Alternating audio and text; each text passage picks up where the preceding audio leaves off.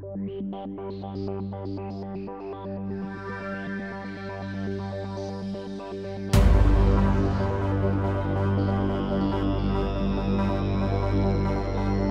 피레타니원의 강재춘 원장입니다. 자, 저번 시간에 이어서 편편태선의 이제 발생 기전에 대해서 설명을 드리겠습니다. 편편태선의 시작은 세포의 손상이죠. 세포의 손상은 너무나 다양한 요인들이 있다라는 이야기입니다. 온도, 압력, pH, 전기장, 자기장, 다양한 환경 여건, 먹거리, 약물, 수술 이런 다양한 요인들이 이제 개입이 되는 거고요. 자, 그런 속에서 세포가 손상을 받으면 세포 내 미토콘드리아에서의 기능이 떨어지죠. 그럼 ATP의 합성에 장애가 생기고 당연히 열 발생량이 감소하게 되는 거죠. 자, 이때 그러면 뇌를 포함한 오장육부의 온도, 심부온도가 내려가게 되잖아요. 그러면 체온조절 중추 시상하부에서는 바로 명령을 내려버립니다. 빨리 체열의 방출을 줄여라 라는 명령인데 그때 손발끝에서 모공을 닫아버린다라는 이야기입니다. 자, 모공이 닫힌 이후에 우리는 밥을 먹고 활동을 하면 열은 발생하고 그 열 에너지가 원활하게 골고루 분산, 방출이 안 되는 거죠.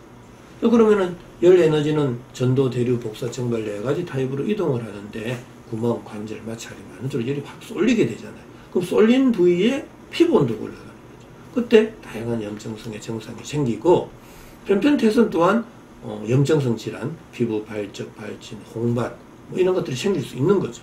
피부 온도가 올라간 부위는 표면 장력은 약해지고 밀어내는 힘, 응력은 세진다 그랬잖아요. 바로 그때 조직의 융기, 변형 이런 것들이 찾아오는 거죠. 그래서 구진, 수포, 궤양, 그 다음에 과각화증 이런 것들이 생길 수 있다라는 이야기입니다. 자, 그리고 열이 방출이 안 되면 강제적으로 열을 빼내야 되죠. 그때 가려움증도 동반될 수 있고요. 또 모공이 장기간 다치면 피부의 수분 공급량이 줄어드니까 피부 건조, 균열, 태선화, 그 다음에 각질세포 간의 점착성이 줄어들 때는 인슬, 각질피 등과 같은 탄력성의 증상까지도 생길 수 있다라는 이야기입니다. 이런 전반적인 염증성의 증상과 또 태선화 현상이 발생할 때 편편태선이다 이렇게 진단을 내릴 수가 있다라는 이야기입니다. 자, 그렇다면 이 편편태선을 서양의학에 있어서는 눈에 보이는 이 피부 온도가 올라간 건 확실하잖아요. 그래서 대부분 항생제나 스테로이드 제제나 면역 억제제 같은 약을 쓰게 됩니다. 그 약은요 피부 온도를 그대로 낮춰버립니다. 그러면 며칠 만에 이 염증의 증상들, 가려움증들이 막 진정이 되는 걸 알게 됩니다. 본인은 확인이 가능한 거죠. 피부 온도는 눈으로 볼 수 있으니까. 자, 그래서 염증이 진정되고 가려움증이 진정되면 약에 대한 믿음이 생기죠. 그런데 그 약이 계속 반복이 된다라는 이야기예요. 왜? 그 약물은 피부 온도만 낮추는 게 아니고 심부 온도까지 낮춰버립니다. 심부 온도가 낮아지면 모공은 더 다치게 되는 거죠.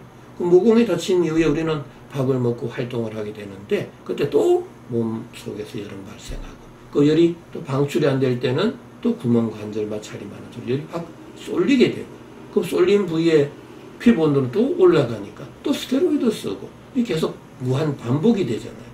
그래서 치료가 어렵다라는 이야기고 저희 피레토 세라피적인 관점에 있어서는 피부 온도를 낮춰야 되는 것은 맞는데 피부 온도를 낮추기 위해서 생명의 온도, 이 심부 온도까지 낮추면 절대로 안 된다라는 이야기입니다. 꼭 기억해 주셔야 되고요. 그래서 이 편편태선을 치료하려면 피부 온도는 낮춰야 되는 것은 맞지만 이 모공은 열어주고 또 심부 온도는 올려주는 치료를 해야 된다라는 이야기입니다. 자, 그러면은 우리가 편편태선에 대한 궁금증도 한번 풀어보죠. 자, 가려움증은 왜 생긴다 그랬죠? 모공이 다쳐서. 모공은 왜 다치죠? 심부온도가 내려가서. 그럼 심부온도는 왜 내려가죠? 다양한 병인들이 있죠. 내가 먹거리 하나하나에 거친 정도라든지 또 그 속에 방부제, 보존제, 항산화제가 들어갔는지 그 다음에 약물이라든지 여러가지 또 물리화학적인 자극, 온도, 압력, pH 이런 다양한 요인들이 내 삶 속에서 내 몸의 속에 영향을 줄 수 있다라는 이야기입니다. 그때 이제 심부온도가 내려간다라는 이야기죠. 자, 태선화, 인슬, 각질 등은 왜 생기나요? 라는 이야기입니다. 즉 심부온도가 내려가면 모공이 다친다 그랬죠. 모공이 다치면 피부의 수분 공급량이 줄어드니까 피부는 건조해지고 갈라지고 또 가로 세로 갈라지면 피부가 두터워지는 태선화가 되고, 자, 그 다음에 각질 세포 간의 점착성이 줄어들 때는 인설, 각질, 비등과 같은 탈락성의 증상이 생길 수 있다는 이야기입니다. 이해가 너무 쉽잖아요. 이렇게 설명하는 병의원이나 전문가들은 제가 볼 때는 없다라고 보고 있습니다.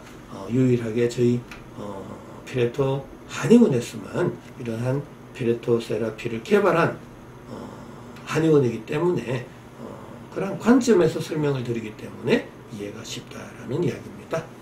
자, 세 번째로는 수포성, 궤양성 병변은 왜 생기나요? 라는 거죠.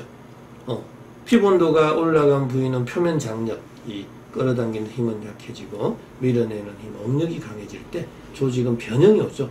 이제 서양의학에 있어서 조직의 변형이 오는 것은 유전자의 변이다, 돌연 변이다라고 하는데 또 단백질의 변성이다 이렇게 말하고 있지만 저 같은 경우는 조직의 변형이 오는 것은 바로 그 부위의 온도가 올라갔고 표면 장력은 약해지고 억력이 강해지는 과정 속에서 조직이 돌출비대, 편천과 같은 윤기성의 증상들이 생긴다라는 이야기입니다. 그래서 수포나 궤양의 다양한 병변들이 생길 수 있다라는 이야기죠. 자, 왜 구지는 환상, 선상, 불규칙하게 배열하며 군집을 형성하는가? 자, 이거는 이제 염증이라는 것은 하나의 열 쏠림 현상이라 그랬죠. 열 쏠린 부위에 하나의 피부 온도는 급격하게 올라가고 그때 이제 엔트로피는 또 증가하게 되죠. 그때 퍼진단 말이죠. 그래서 환상이 되든지 아니면 긁었다라고 했을 때는 선상이 될 수도 있고 또 포커스를 맞추고 있기 때문에 군집의 형태, 열 에너지가 중첩 교차되는 현상이 그 주변으로 확 생길 수가 있겠죠. 그래서 염증이 집중적으로 그 주변에 생길 수 있기 때문에 군집의 모양을 가질 수 있다라는 이야기입니다. 자, 이렇게 피레토 세라피적인 관점에서 설명하니까 모든 궁금증이 다 이해가 되잖아요. 세균과 바이러스적인 관점, 유전학적인 관점, 아니면 면역학적인 관점에서 이걸 설명할 수 있습니까? 정상 하나하나에 대한 특징을 어떻게 설명합니까? 절대로 설명할 수 없습니다. 자, 오늘은 여기까지 강의를 해드리겠습니다. 다음 시간에는 이제 치료 원칙, 또 치료 방법, 주의사항들에 대해서 설명을 드리겠습니다. 오늘도 건강한 하루 되시기 바랍니다.